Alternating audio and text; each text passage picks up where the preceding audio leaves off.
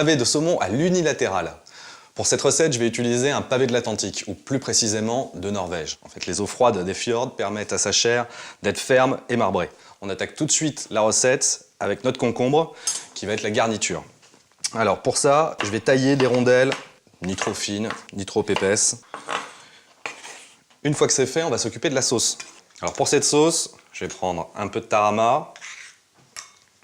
Alors le tarama est assez ferme, donc pour le détendre, je vais rajouter de la crème liquide. Et avec une cuillère, je vais l'incorporer en mélangeant. Et en fonction de la texture, je rajouterai un peu plus de crème si nécessaire. Le but du jeu est d'avoir une sauce assez souple, nappante, qui enrobe parfaitement nos concombres.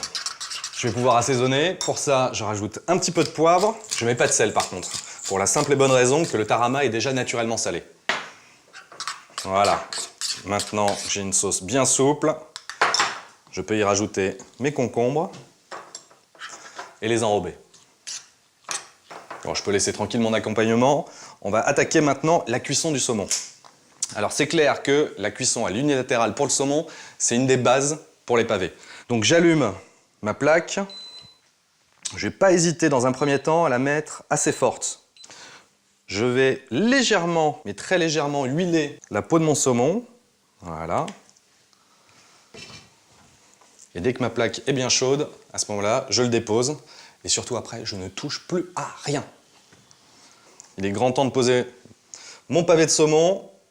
Et dès que je l'ai déposé, je peux rebaisser le feu, pas à feu doux, à feu moyen.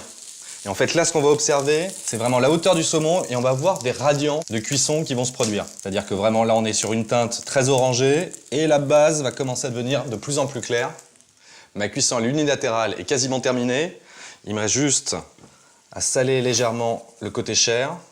On va retourner, alors ça reste à l'unilatéral, je vais juste retourner 2 petites minutes pour saisir le dessus.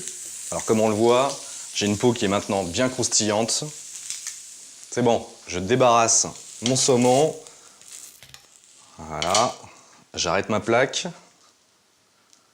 Il ne me reste plus qu'à faire le montage de mon assiette. Pour cela, je vais récupérer mon accompagnement, mes concombres au tarama, bien crémeux, que je dépose au fond de l'assiette.